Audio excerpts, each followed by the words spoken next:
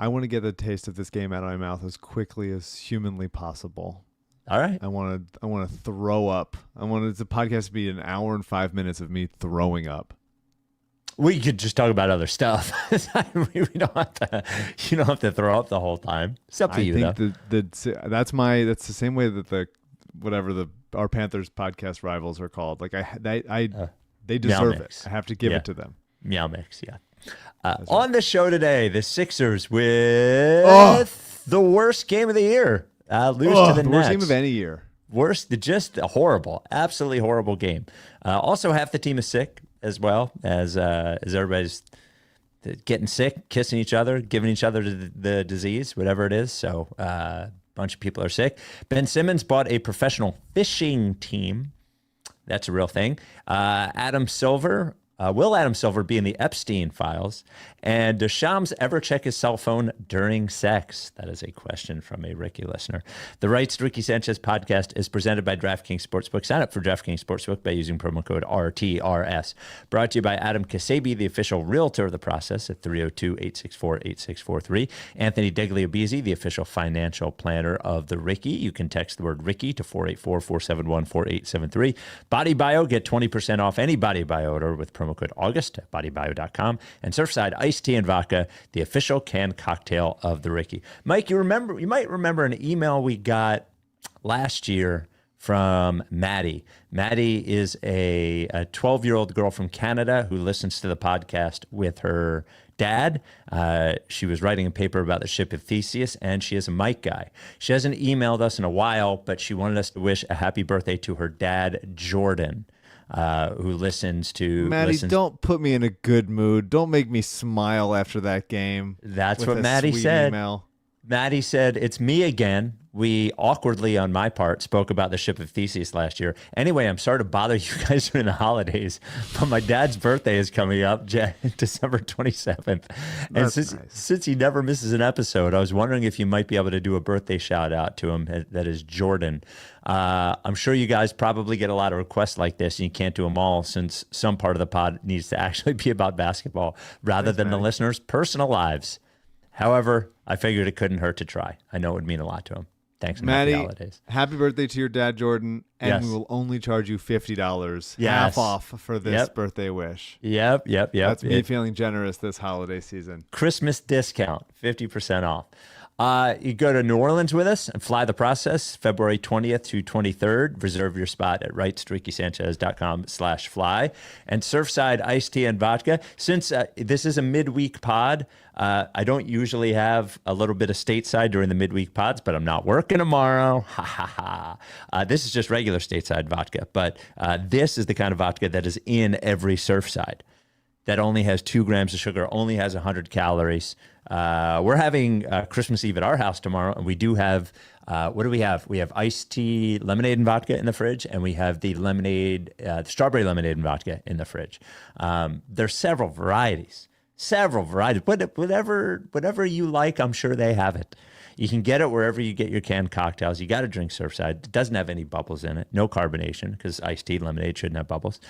You can get it wherever, as I said, wherever you get your canned cocktails. Go to drinksurfside.com. If you can't find it, you got to be 21. Please enjoy it responsibly. Without any further ado, Amos and the chef.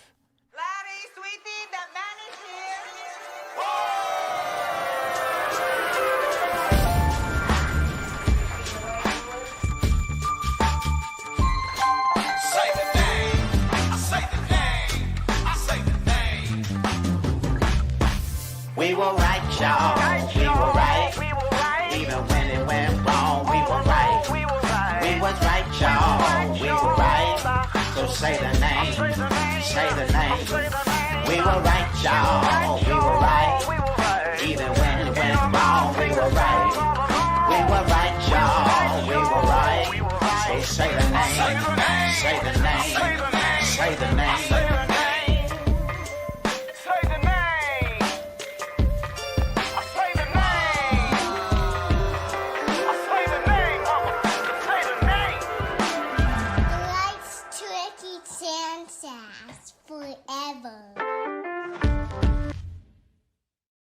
Welcome to the Rights to Ricky Sanchez podcast. I'm Spike Eskin, along with a guy who's throwing up, and he's going to keep throwing up. Merry Christmas. That is one Mike Levin. That was awful. Sucked. That was awful. I do think that is one of the worst games of all time. I think that was just like one of the most unwatchable, horrible, fucking despicable games ever. Obviously, like, excuses. Everybody's sick. People aren't there. Whatever. Like, just terrible. Just an awful game beginning to end. From top the opening to bottom. tip, it was disgusting. And there was nothing worse than listening to. Obviously, I love Kate Scott. There's nothing worse than listening to a broadcast that is like trying to make the best of it when it's like a miserable game. I don't want to hear it. I want you to be miserable with me. Yes.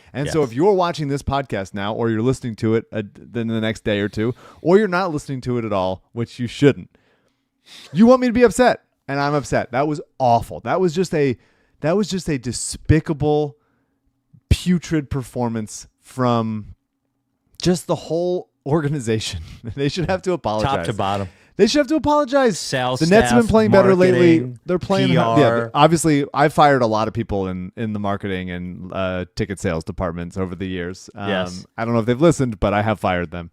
And I think somebody's head has to roll after this one. It's a long season, but you need consequences when you play this badly. Just everything. It felt like they were trying to see how far they could lean off a cliff before like pulling themselves back in. Yes. Alternative metaphor, how far they could let their spit go to the ground before sucking it back up. Slurping it back up, yeah. And the spit hit the ground, and they just drank dirt spit because you fucking sucked, and you waited way too long to start trying. Like everybody. Yes. Maxey had one field goal for the first attempt for the first like 15 minutes of the game. He had 1 point off a technical free throw for forever.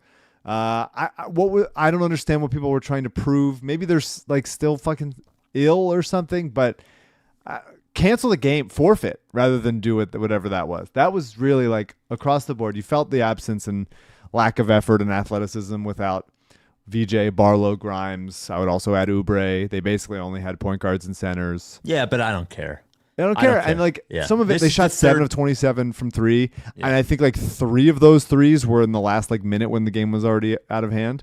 But they weren't good shots. They weren't taking good shots. They weren't making good decisions. They weren't like playing with any sense of urgency. They would drive into the paint and just sort of like give up and hawk some like disgusting shot. It was really a bad game. And in a season that hasn't had many of these, they lost by 40 to, was it Orlando? That was the bad one. Yeah. In a season where like we just talked about their effort. I fucking brought up the Brett Brown Spirit Award. I'm fucking rah-rah with my pom-poms, and they fucking lay an egg here like this the day before Christmas Eve, Mike when O'Connor, they're about to go on the Disney on Ice road trip and play some hard teams in Oklahoma City next weekend, and they just leave me just repulsed that I could believe in them at all. Like this is setting me back years. I don't know. I hated it. I had a bad night. I had a bad time. Dinner just got here, and I'm doing this pod hungry after this game. Well, pissed that's off. on you. That's on you. What are you ordering dinner for? Knowing that you got to do the pod, you got to order dinner earlier. Well, it's not just for me. It's the whole. It's a whole situation. They're going to be eating it out there. I'm going to be in here upset. If I get too loud, they'll be like, "Mike, you were being too loud." Talking about the fucking Sixers in a game in December. It was awful. And obviously Joel gets hurt, comes back in, whatever. They looked so bad. I hated it. What I want to happen is for me to have such a bad time, and for me to be as mad on the podcast that if you're listening to this and you're upset, it's making you less upset because you think I'm going overboard. That I think is what the goal is here. And so hopefully that's being accomplished, because I had a terrible time. Terrible time. Well, you could tell from the minute they stepped on the court that they were not taking this game seriously, and they thought they could dick around and win the game, as you said. And they couldn't. They couldn't find it. They could never find it. They could never get the groove going. It was horrible. I mean, it's the worst game of the year. It's by far the worst game of the year. It's worse than the Orlando game. It's the worst game of the year. It's the third time that Embiid, Paul George, and Maxey have played together. They are 0-3 this year when they all play together. And I'm going to be honest with you. I am going to be honest. when I found out that Embiid and Paul George were playing and VJ Edgecombe and Grimes were not, I was a little bit bummed. I was a little bit bummed to tune into the game and not see Edgecombe and not see them running up and down the floor and all that kind of stuff. It's certainly not Embiid's fault. Not blaming him. A horrible game. Horrible game. Mike O'Connor wrote a thing today. Mike O'Connor, the biggest jinx of all time. Hoisting ourselves by dozens of petards left and right. Yeah. He wrote a thing saying this is one of his favorite Sixers team ever because it's so fun and there's no expectations.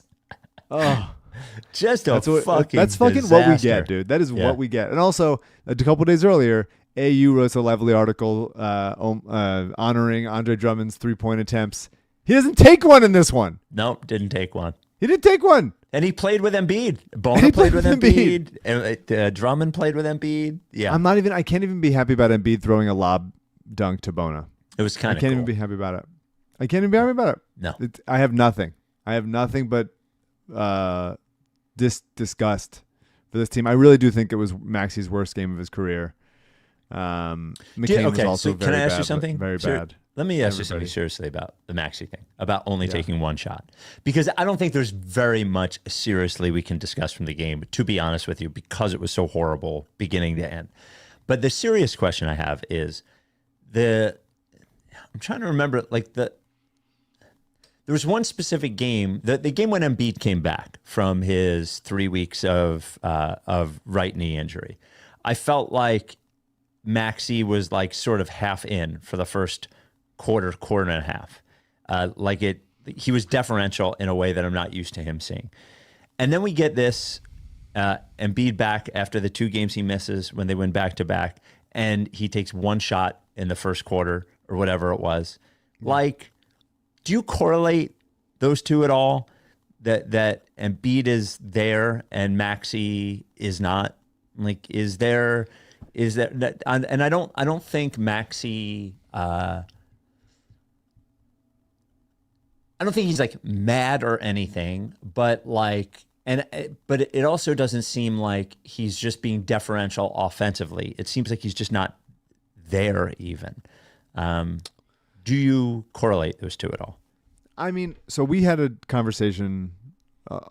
Every game Embiid plays, basically, we're sort of like doing did he play within the flow of the offense? Did the Sixers look like the identity that they've established for themselves this year, or were they playing Embiid ball? And I think I've been more on the side of usually when Embiid is there, he looks like he's playing fast and getting the ball out of his hands and moving it. That was not the case from the jump in this one. And he looked good. He had finished with 27 points on 13 shots. He got to the line. He hits a corner 3, whatever. This felt like a Maxi thing to me. Yeah. He just must not have had it today, or he had like a setback in his like illness or something. Like the one shot in the first quarter was very intentional. And then there were a number of times when he had open looks from 3 that he just didn't take. He finished the game 0 for 5 from 3.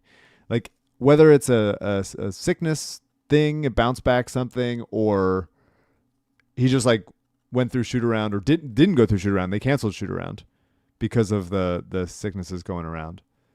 So maybe he just felt like, I don't have it tonight. I don't. It felt very bizarre. So I'm sort of willing to like write this off as a one-off because I have thought that Embiid and Maxi have had good rhythm, but like it was noticeable. It wasn't until I think like halfway through the fourth quarter that they had their first like dribble handoff. Like they weren't running stuff that they run.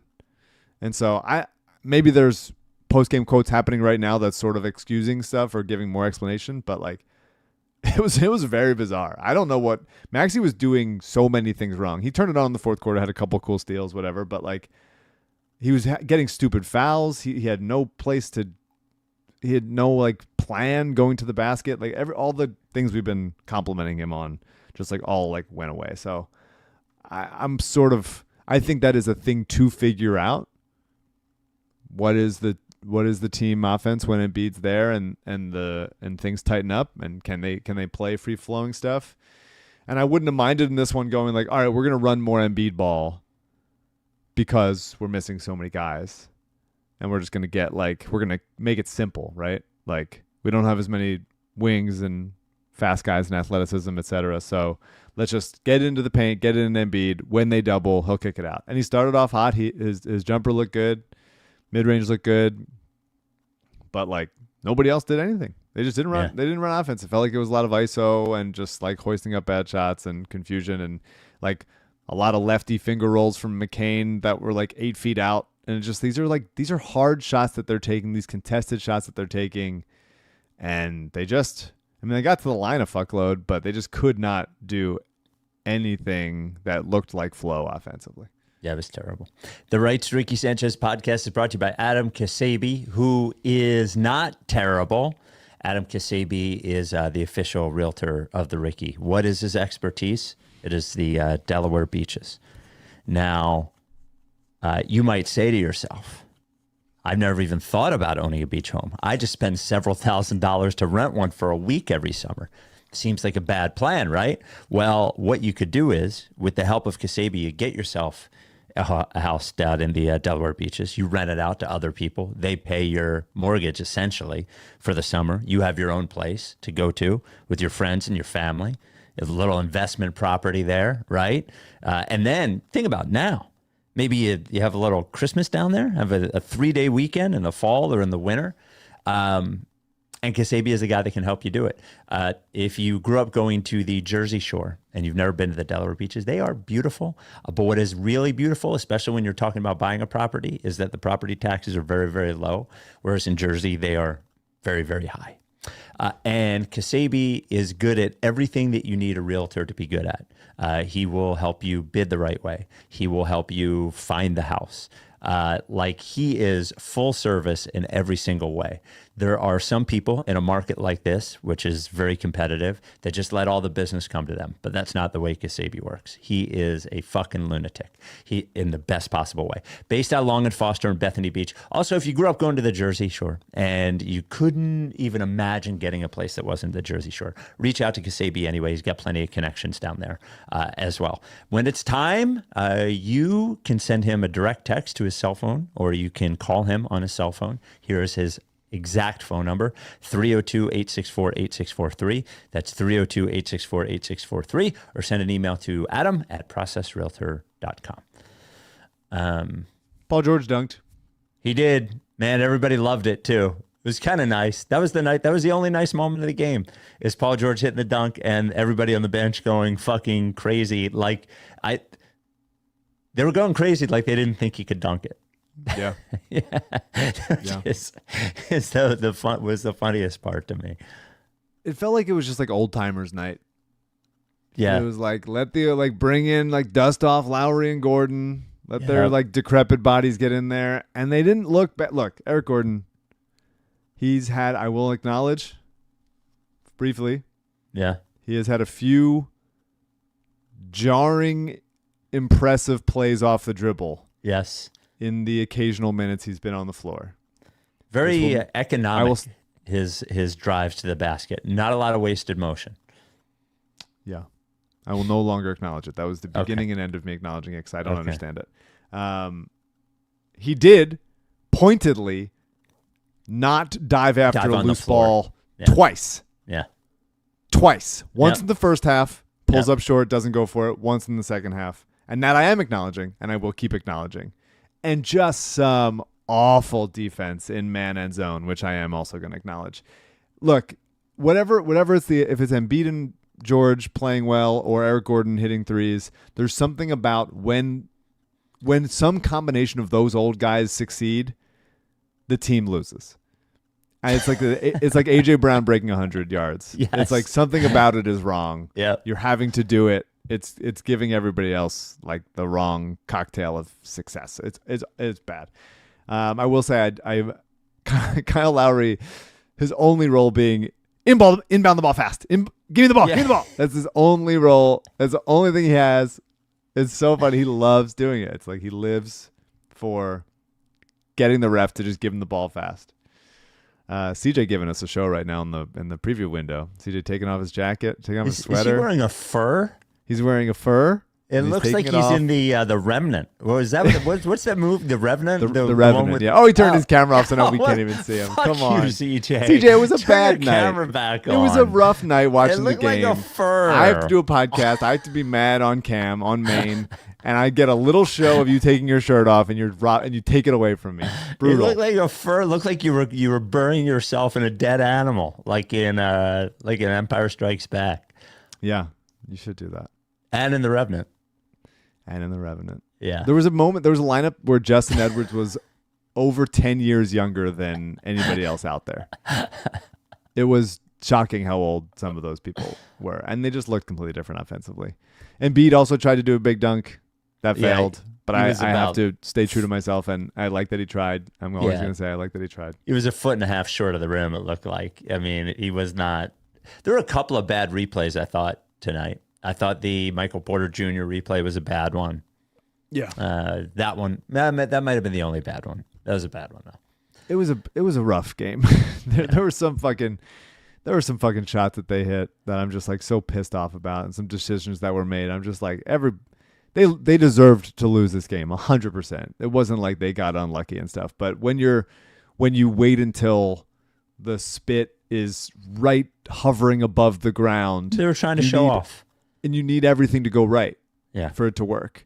And when a bounce pass hits a pebble on the court and then goes the other direction, then you're like, well, now you've lost another possession and 24 additional seconds. There's just so many of those kinds of things.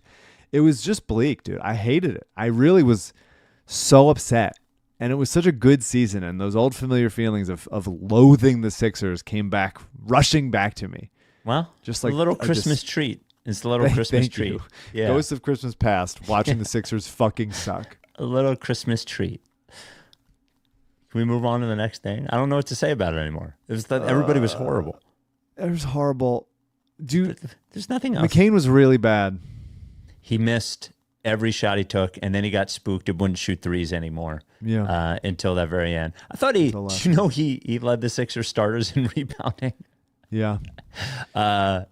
He missed every shot he took. I don't know what to say. He was terrible. When there was I forget when exactly it was, but Terrence Mann had a rebound over him when the game was still somewhat in reach. So it was an 8 or 9 point game with 3.5 minutes left or something. And that play is such an encapsulation of why I worry about it.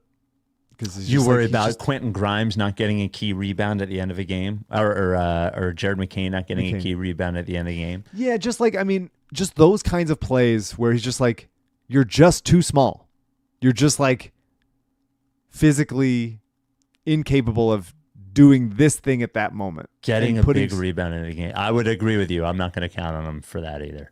No, but I mean, you just that's the benefit of having guys like Edgecombe and Grimes and watching them burst to balls and being we're first to those things. And McCain is just it's that kind of thing. It's the thing I talked about last podcast about him scoring against bigger guys, him he has to be so good on those intermediary scoops where he's taking off from a distance. It's just everything is so much more difficult because of his size and lack of explosiveness. He is a half inch shorter than Maxey. But Maxey's so much faster and has so much more burst. Yes. And explosiveness. Yes. I'm not. And I think he's longer too. Maxey's a longer wingspan. Okay. That does matter. I'm not arguing with you. It does matter. I want it to work. I'm not. You are being too negative about McCain overall. To use this game and a rebound he didn't get as a condemnation of his future, I think is ridiculous. Sure, I wasn't saying that was the reason they lost the game or something. There's those kinds of plays because of his size that make me go it's going to keep happening. And that makes me worry. I would love him. I want him to be good. I want it to work out. I want him and Maxey to be the backcourt. I want it to be Van Vliet and Lowry, but better. I want it to be all this stuff, and just I see those kinds of things, and it makes me worry. Especially when, like you said, he was spooked taking those threes. He's not taking enough threes. He's not taking enough of them. Well, I don't think he knows what his place on the team is generally. Yeah. And I think by and large, one of the things that happened for him. Okay, so when you're the primary score guy on a bad team, what he was for that 2-week stretch or whatever, 10 games he was. I think it was 9 straight games that he scored 20, he scored 30 in a couple of them. Like, you have license, especially when he was playing the way that he was, to shoot as much as you want, whenever you want, and you know that everything is revolving around you. He is at a point now where I think he knows he's not playing that well, and that he knows where he is in the pecking order. And there's a weird thing, I would imagine mentally, between being too deferential and then not deferential enough, where you're worried that if you take a shot that one of the other guys is supposed to take, you're going to get a look. And then if you don't do anything, you wonder what you're doing for your 22 minutes out there.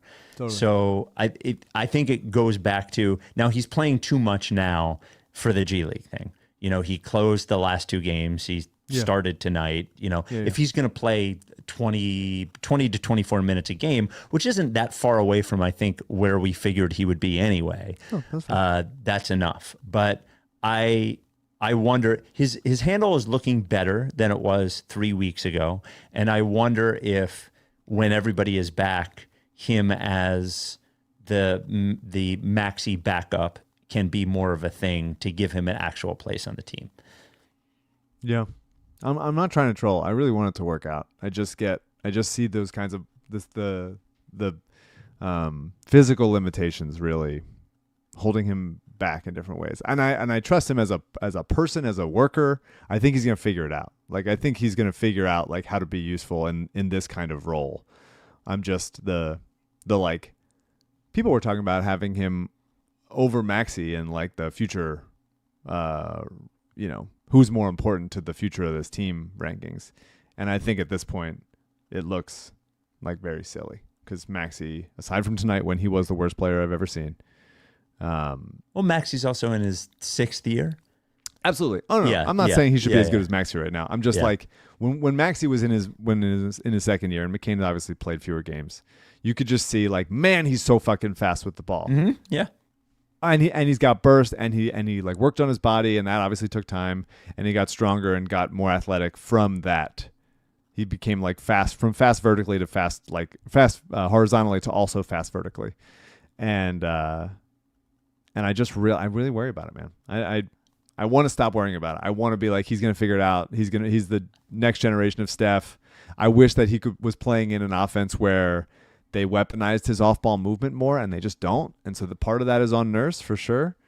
I wonder what he would look like if he's running some, like, I don't know, Isaiah Joe off-ball stuff, or like that kind of like just feeling rhythm. But even guys like, you think about like Garrison Matthews or something, like he burst vertically. I feel like I've said this before, but he's like really coming out of his breaks to rise up, and McCain doesn't elevate that much either. Here's the truth though. The truth though is that he's probably not going to look the way that we want him to look until next season.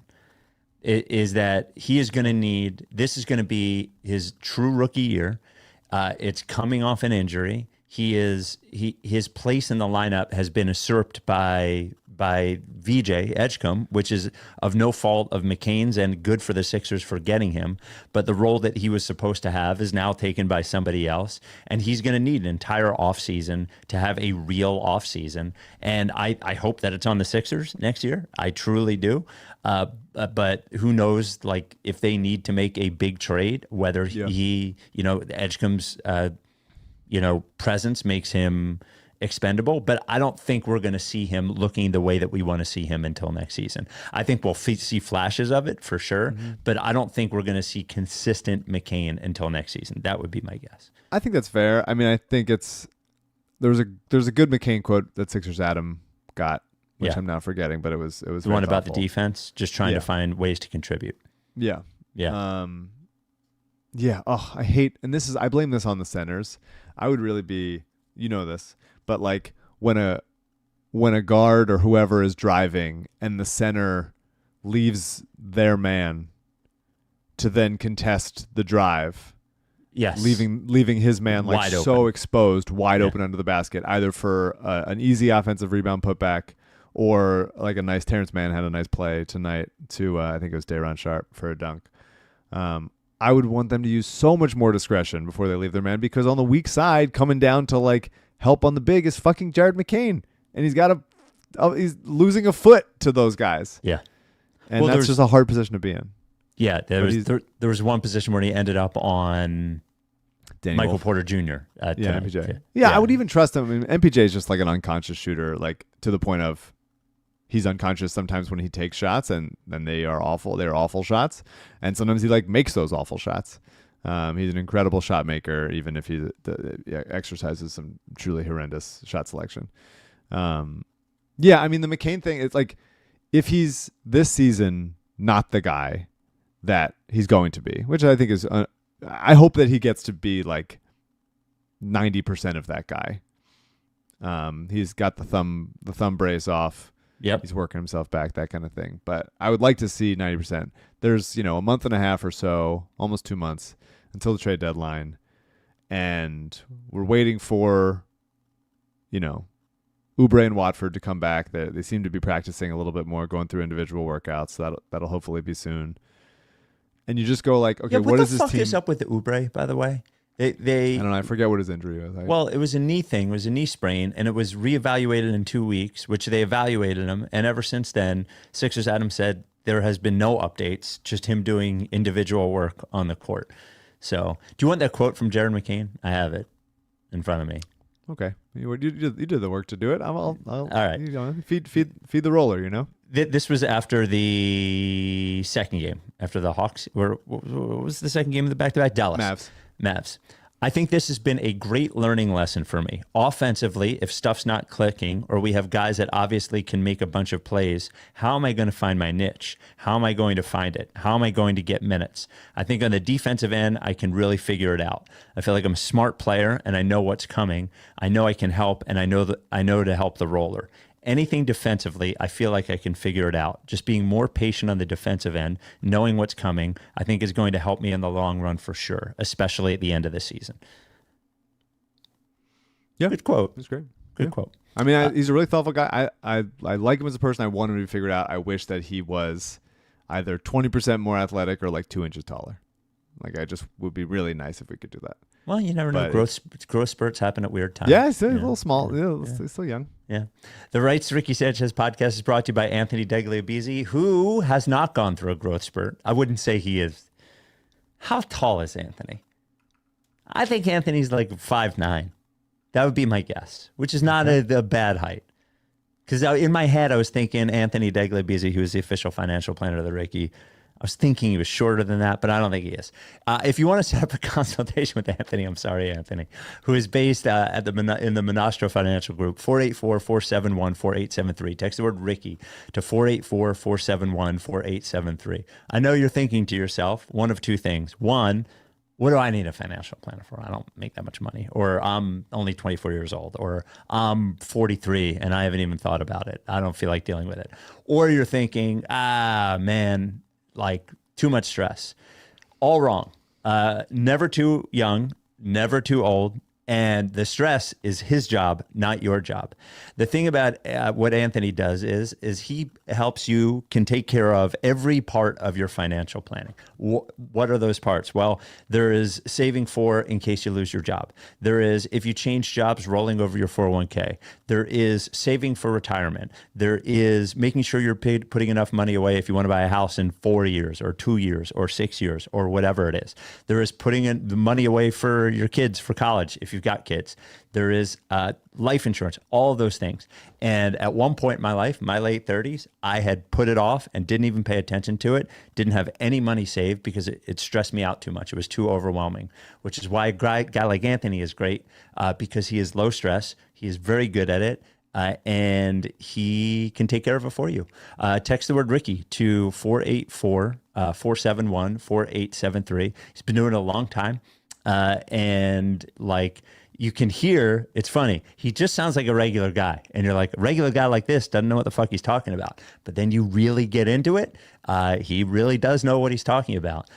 If you want to be aggressive in your investing, he's there for it. If you want to be conservative and just that you're fine when you're 65 years old, he can do that as well. If you want to be very involved, Anthony's good. If you don't want to be that involved at all, Anthony's good. Anthony handles my financial planning, my wife and I, and have not could not be more thrilled. He's wanted to advertise on the Ricky for, I think, like 5 years now.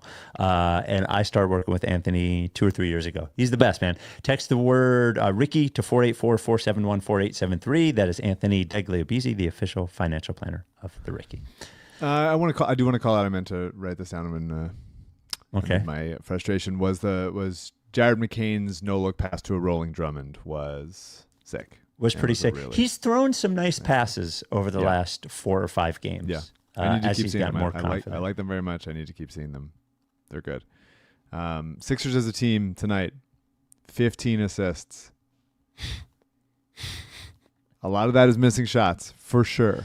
Yeah, but a lot of that is the fact that like Andre Drummond tip-ins was like their best source of offense most of the game. A little stat padding from old Drum tonight on the tip-ins. But felt like there's just like no good offense, no movement, no flow.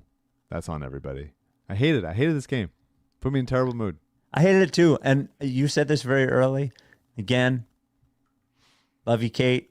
They were making me mad tonight. I'm just going to be straight with you. They were making me mad tonight. Wow. McCain did lead the starters in rebounds and assists as well. Kate and Ala, there was 6 straight minutes of, it's so hard when you're missing so many players. In a game when George, Embiid, and Maxey are all in there. Yeah. Stop. This is a different Brooklyn team than they faced earlier in the year. They've 8 fucking wins. They've 8 wins. Yeah. It's just not a different Brooklyn team. It's the same Brooklyn team. Yeah. You don't have to make us feel that. You don't have to bury them. You don't have to bury them. I would like you to. But you don't have to. But don't, piss on my back and tell me it's raining. Yeah. I don't like that. They should have gotten a feeling from last year of like how bad it was, and nobody wants to. I don't know. Yeah. Maybe it's just a different philosophy. Maybe it's just not what I'm looking for in that sense. But like when the game is disgusting, I want you to say it. Yep. And if you don't, if you're trying to be like still battling here, or like Alice said 17 times that this is a different Brooklyn team, I'm gonna get upset. I'm going to get more frustrated. You are contributing. I'm frustrated watching the game, and now I'm frustrated hearing you kind of gaslight me about that. Like, this isn't as bad as it feels. It's terrible. And it is. It's actually worse than it feels. Yeah. Yeah. All right. Let's bury this game. It's gone. Let's bury it. Fuck it. Well, you know how we can bury it? I'm going to read you a headline from... I don't even have to look at the rundown to know what you're about to talk about. Don't need it. NBA, go for it, man. This is tonight. Tonight's the night. NBA return on hold. Ben Simmons angling for success in pro fishing. There it is. Subhead from Mark Spears. While working on his comeback to basketball, the 3-time NBA All-Star is a team owner in Sport Fishing Championship, which sounds like an AI-generated league. Here is the... there's some great... He does do a conversation with Ben Simmons about basketball eventually, but the article states NBA free agent Ben Simmons is back with a team, just not in the NBA yet. Rather, the avid fisherman is the new controlling operator of the South Florida sales of the Sport Fishing Championship. Founded in 2021, SFC is a professional offshore saltwater fishing league with tournaments featuring pro anglers. There are 16 pro angling clubs combined in Texas, Louisiana, Mississippi, Alabama, Florida. I can't do this. I can't do full fishing league. Okay, all right. Stuff. Here's the quote. Get to the good stuff. The interview with Ben Simmons and Anscape. The way I see it, it's the new Formula One for fishing, the new Live Golf for fishing. Of course, for fishing. Yeah, I knew that part. the first real competitive sport fishing championship. It's a league of 16 teams, which is growing and expanding. And so we'll go out there and compete in various different tournaments, and there will be a champion crowned at the end. It's a point scored system. So you're fishing for white marlin, blue marlin. I can't do this. No, less fishing. Okay. Less fishing, please. Do you know that he's back with Clutch and Rich Paul? I didn't. That is in the article as well. which I thought are they repping him for fishing? Sometimes I have agents and managers, but they're not taking a commission out of this podcast. Is he repped for fishing? Is he getting a cut? I don't know if he's getting a cut. Some questions and answers from Mark Spears about basketball. Here you go. If a team offered you an opportunity right now, could you play right now? Ben Simmons says, yeah. It depends on what I want to give them, though. Stop. Okay. Insane. Okay. Insane answer. Insane way to start that answer, Ben. Okay. Buddy. The next one. You're doing fishing. You're explaining fishing league rules to Mark Stein. The answer can't be It depends. Mark Spears, I'm sorry. Yeah. It can't be it depends on what I want to give them though. No one wants to give you money to play basketball. So that's what they don't want to get. They don't want to give you a roster spot or the money. And the money that the roster spot comes with. They want you to go away and they're letting you fish. The idea it's so funny that look, feel bad for the guy on some ways, whatever. We've done this so many times, but it's so funny for him to still maintain his smug, I'm in control and everybody wants me in different ways, personality, while everything has gone terribly for him. And he's still being yeah, maybe, I don't know, but I'm still feeling myself in these kinds of ways. And maybe I don't want to, I'm playing hard to get a little bit. And it's be actually humble. Yes. Well, he is not. Be actually humble. Not just say I'm humbled by this, and then say I'm just gonna go put in work, whatever the fuck. If you're gonna give an interview, I mean, I guess he's just doing promotion for the live fishing. golf of fishing, which is a fucking cursed phrase. The Formula One of fishing. The Formula One also of fishing. Interesting. What else of fishing? Well, couldn't it be the NBA of fishing? No, that's crazy, Spike. Okay. It's it's much closer to the tennis of fishing. The bowling also of fishing. It's just crazy to have done so many interviews in your life over the last 5 years or whatever and not say anything still. Hold up. Yeah. We got to go back to Anthony for a second because we didn't do something. We're going back to the ad because I forgot to bark. Yes. It's a bad night. I don't want to give Anthony the first bark on a bad night. He asked for it. Okay. Anthony Degli Obizzi, the official financial planner of the Ricky. Well, that's the bark that this game deserves.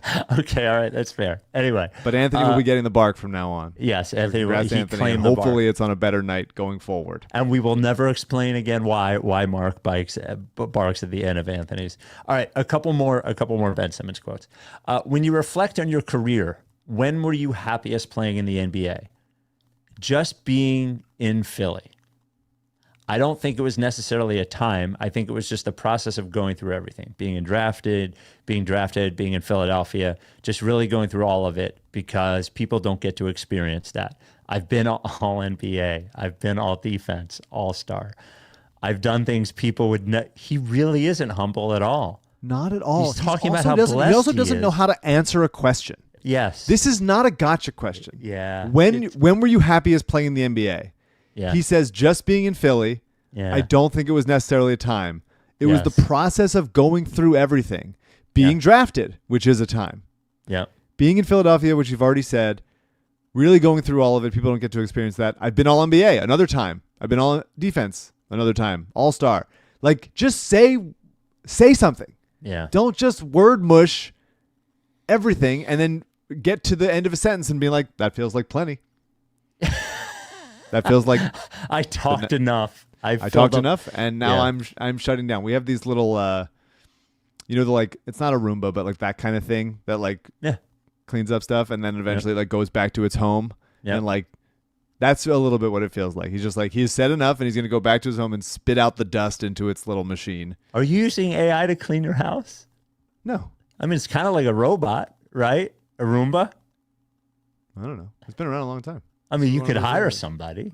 to vacuum your house, couldn't you? Instead of using a yeah, robot. but we also clean it sometimes ourselves, and sometimes it's easy to do. You trying to gotcha me about using a Roomba? Well, a little bit. I mean, what's the difference? We have someone that cleans for us sometimes, but we in between cleaning, you need just the day-to-day stuff. We have a dog now. There's a lot of hair and stuff. I'm sorry. What is this? I watched the worst game of all time. Now I have to defend my my house cleaning situation. You don't. I've always felt ridiculous. Roombas. CJ, take your shirt off again. Yeah. I've always felt give me Roombas something. weren't that effective anyway. Do you find it to be effective? It just ends up. At my parents' house, it always just runs into the same wall. That's good for a laugh, isn't it?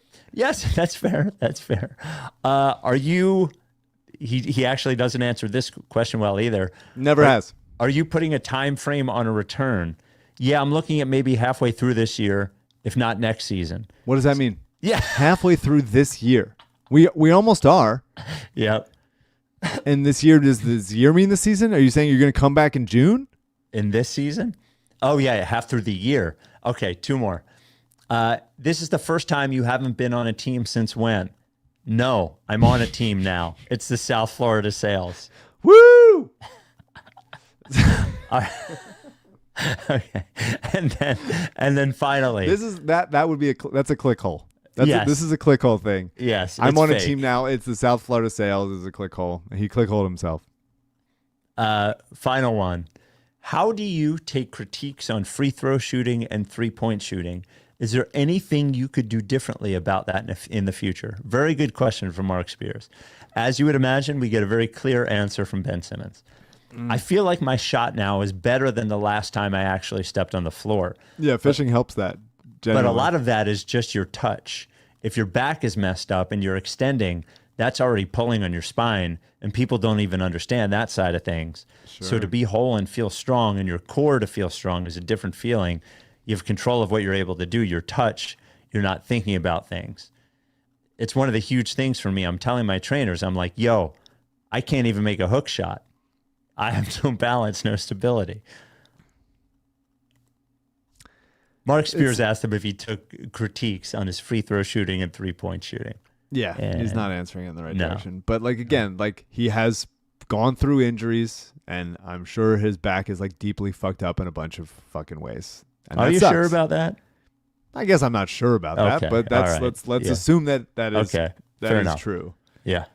But he never shot, dude. You never did. No. And then you just fucking continued to cave in on yourself and do less and less until truly the only thing you did was rebound and driving kick. That's it. That's all. That's it. And there was another question in there. It's not like a Fultz thing. It's not a Fultz thing. No. Fultz was a great shooter. I mean, not great, but he had a great shooting season at Washington.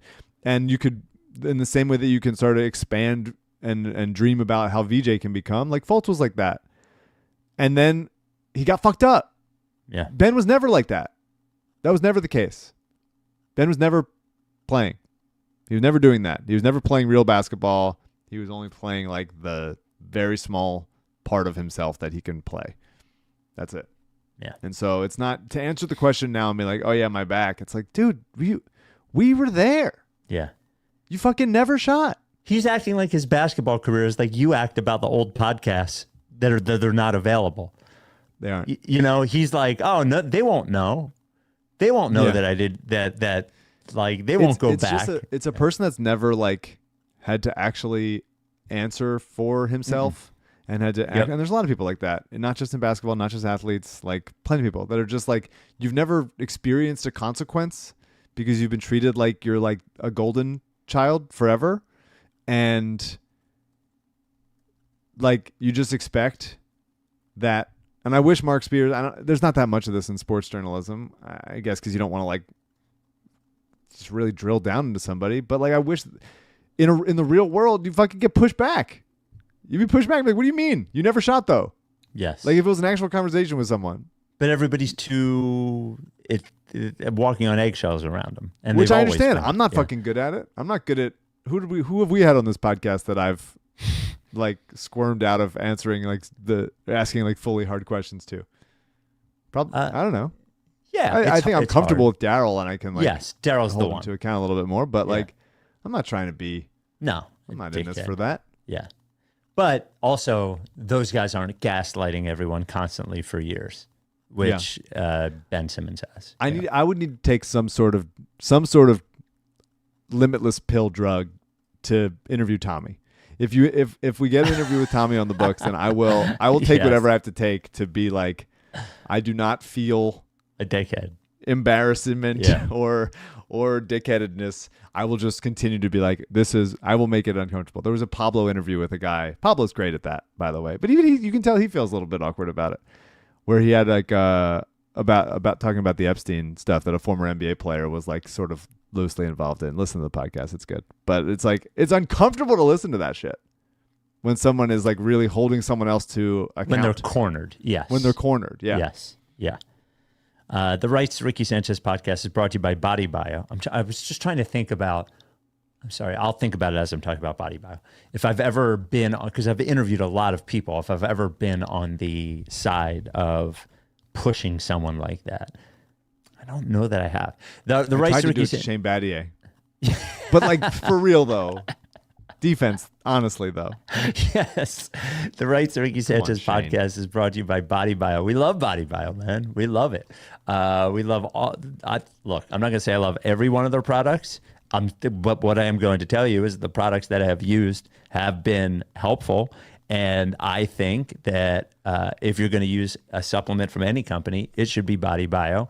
I think the most important thing that Body Bio does is they make sure that everything that they set out is up to their standards. Those big, huge supplement companies do not do that. They can't. How much stuff is sitting on shelves getting oxidized and isn't the same stuff that, that got shipped out in the first place, but you're not going to find that with Body Bio because you're not going to find it on grocery store shelves. Every batch of every one of their products that they send out, if it doesn't meet their standards, it doesn't go out. I'm going to tell you right now about Remineralize, which is a core Body Bio product. Back in the day, in the olden times, you would get all the minerals you need from your food and from your water, but probably don't anymore. Your water probably gets filtered, which is good. It gets all the bad stuff, but it takes out all the good stuff too.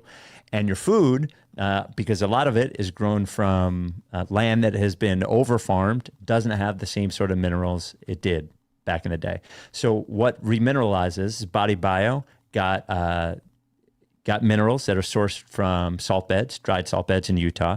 They process it just a little bit, put it into a liquid, and you put just a couple of drops in your drink in the morning, your water in the morning, gives you your daily dose of minerals. And that's good, right? Because minerals keep your cells strong, help let the good stuff in, keep the bad stuff out. And Body Bio makes sure that you're getting it. So whether it's Remineralize or it is Butyrate or it is Elite or any of the great products we've talked about from Body Bio, if you go to bodybio.com, use code August, you're going to get 20% off anything, anytime, 20% off. Go to bodybio.com. You get 20% off anything with promo code August. That is bodybio.com, promo code August. We got this voicemail that I thought might lighten the mood to 833. Do we become the only what? The only whatever the fishing league is called podcast? Oh, I don't want to do that. Do you? No, of course I don't want to do it. Okay, yeah. Couldn't even listen to you get through the whole fucking article. Sport fishing championship? No. He's holding up a nice big juicy fish in that. Would you? Maybe he's great at it. Maybe he's better at fishing. Kevin O'Connor already made a left-handed, right-handed joke. He's doing perfect. Everyone's playing their hits, man. You got to play the hits. You got to play the hits. I got an email from Sport Fishing Champion Joe at Sport Fishing Championship, and he said, "We'd like to offer you Ben Simmons, but he will only answer questions about fishing." We'd have to do it, right?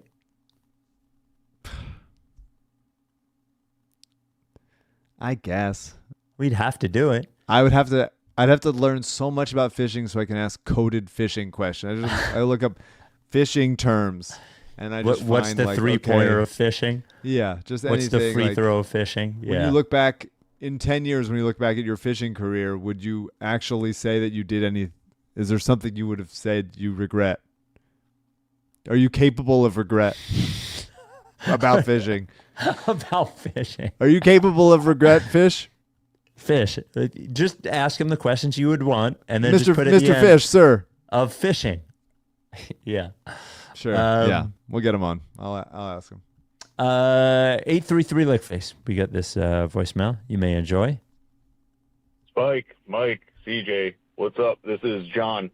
Harry Krinsky just said the name on the Nothing But Respect podcast, and I think you guys and the Nothing But Respect guys should have a home and home podcast session, because it would be the merger of my two favorite media apparatuses, which would be you fellas and defector.com. Side note, I've been thinking about this for a while.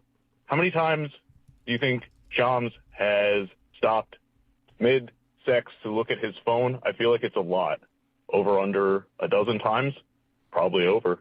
I don't know. What do you guys think? What do you think? How many times do you think Shams has stopped mid-sex? Oh, well, first of all, I love Defector. I like Harry, nice guy. He used to do Spinsters with our friends Haley and Gordon. Oh, right. How much? Every time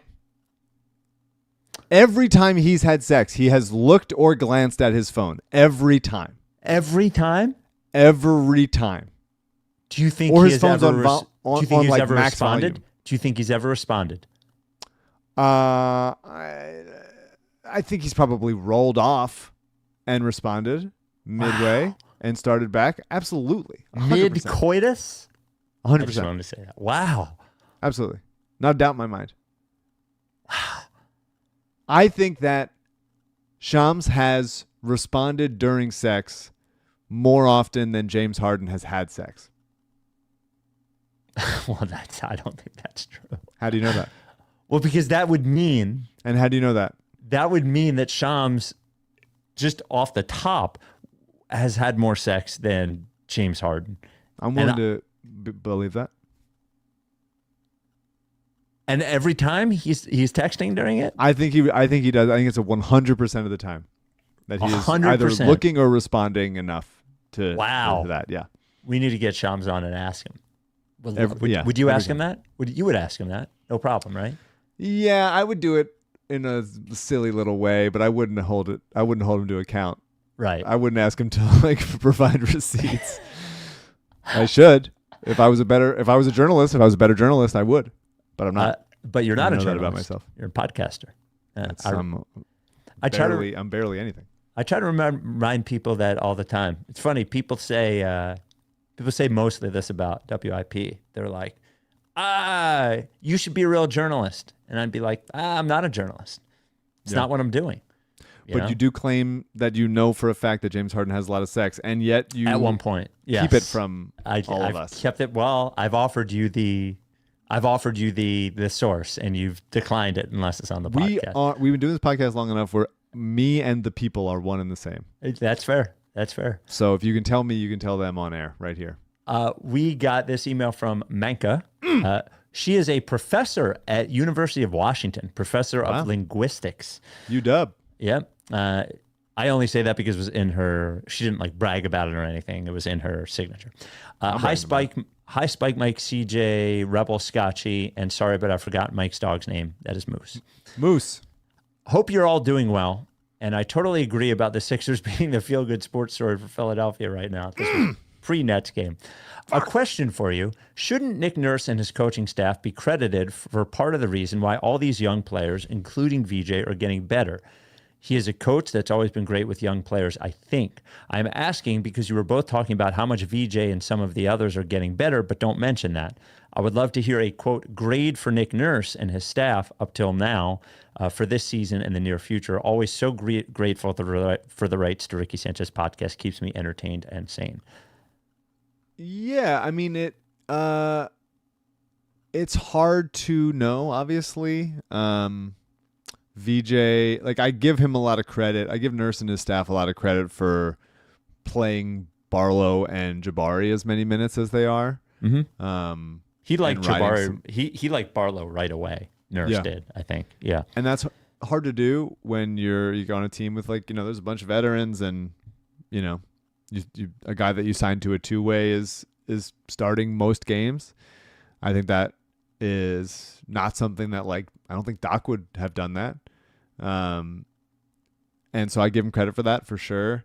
And I give him credit for giving VJ a longer runway to succeed and to make mistakes and to work through things and to try out different roles. And I think that's clearly helped. I think the majority of the credit goes to VJ himself.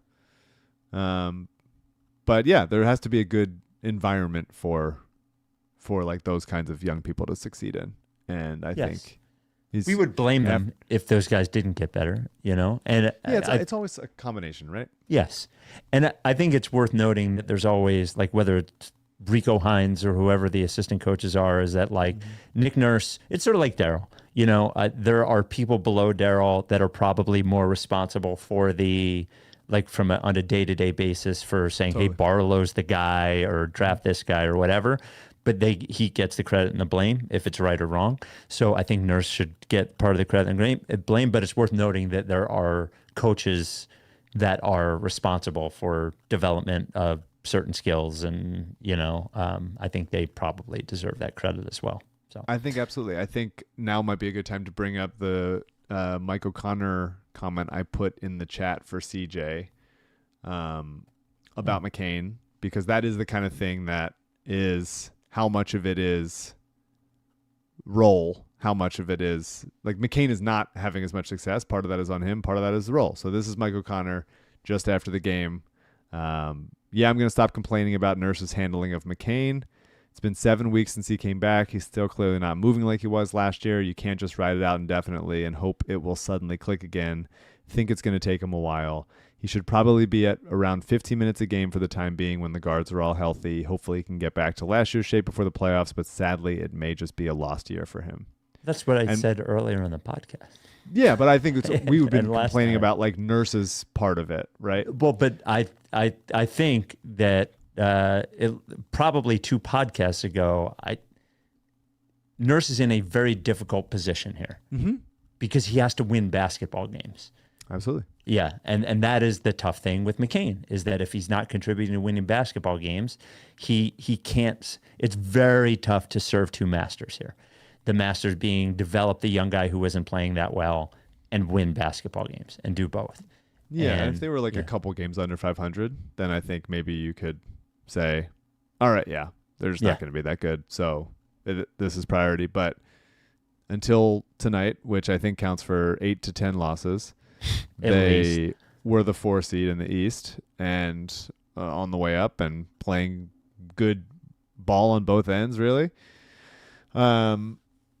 And the thing is you know, the issue with this, we're 2 months against, I don't think I've ever finished this thought, but we're 2 months until the trade deadline. Like, is there enough tape of McCain you can get out there that makes that valuable? That you say, whether they want to fucking duck the tax and you attach McCain to do that to get a different piece of it, or, which I obviously don't condone because it's not my money and they have plenty of it.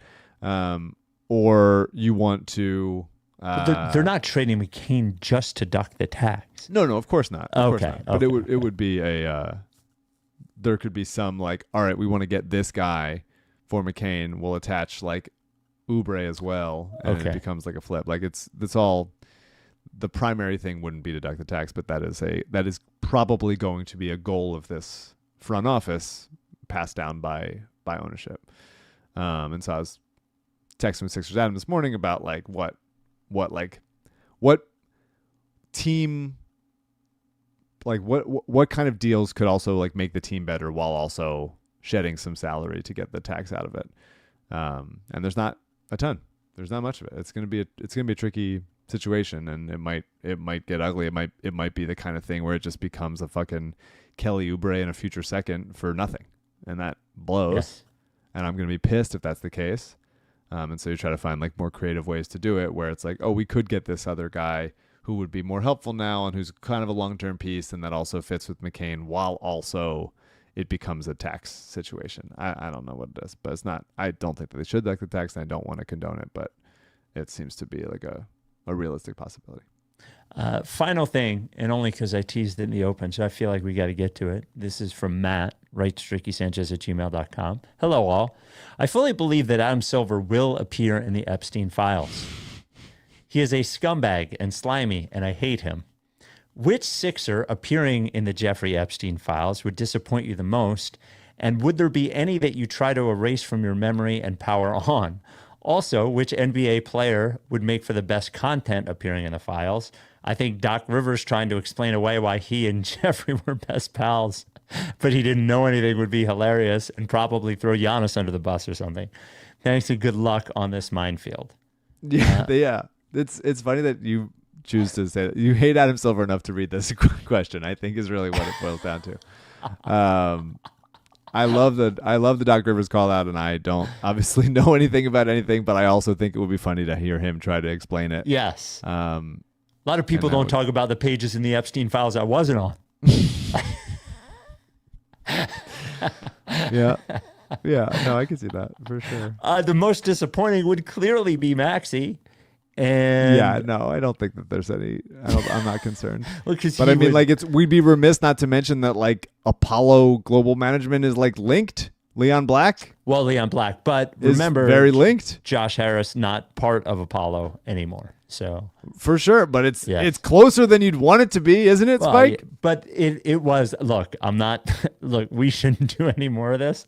I'm not. That's you read the question because you hate Adam Silver enough to read this question. No, that's Leon Black was definitely connected. Josh Harris not definitely connected. Is all I'm saying. Okay. And I don't know what Leon Black did. I just know that there was a lot of stuff with him and Jeffrey Epstein. Really playing with fire, but if it's me, it's closer than I'd want it to be. Yes. It's an awful lot closer than I'd want it to be. Well, I mean, you hang out with the Hollywood elite. I'm sure there's somebody in there. The Hollywood elite? The Hollywood okay. Well, the Hollywood I'm sure you're decent. at some parties where there's elite there.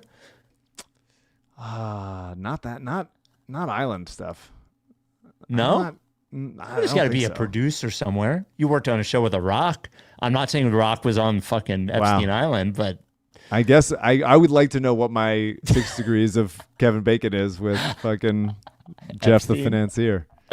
Well, I think we were both. You are certainly too involved in entertainment to have very many degrees of separation. It's definitely less than 6. Look, it's fucking crazy how many people were fucking there. Yeah. It is crazy. It is insane. This is a setup for you being in there. No, that's not even a funny joke. But it's wow. just like it's really wild to be really wild that like I mean not wild, I guess it's just like fucking there's so many fucking people that were there. Fucking they don't give a shit about like all this shit. It is repulsive. It's disgusting. I can't believe it. I can, but I can't. And that is the way to end the podcast where the Sixers played the worst game that anyone's ever seen. And maybe Christmas. Doc Rivers will be in there. If Doc Rivers is in the Epstein files, we'll have to do a podcast about it. Oh, are you kidding me? Yes. And if Doc Rivers is in the Epstein files on that podcast, you tell us why you know James Harden has had a lot of sex. Why does it always come back to I have to tell you something? I've offered to tell you. I'm just trying to set up a situation where I've been sworn to secrecy. I've been sworn to secrecy. Quid pro quo. Yeah. If Doc Rivers in Epstein's files, then you give me and the people what we deserve. I've offered it to you. I've offered it to you several times. CJ just posted the end in the comments. Yeah. I think was in response to somebody else. I think that's fair, Siege. Oh, God. What a bad game. At least nobody's going to listen to it. Yep. Well, no, they do. You always say that. The bad ones? All the way to the end of the bad one? You act like the podcast is the game. It's not the game. It's the podcast. Like the game. Yeah. They don't deserve it. Me and Meow Mix taking our talents somewhere else. Those bastards. We are not. Well, and congratulations to Meow Mix. They're a win away from winning the NFC South. Imagine if they won the Super Bowl. Oh, it would be they incredible. wouldn't get invited to the parade. And they couldn't do a podcast about it. No. All right. Great. We will. Merry Christmas. We won't talk to you until after Christmas. So Merry Christmas, and we will talk to you this weekend. Are you done with TTP? Yeah. You know Lake Face.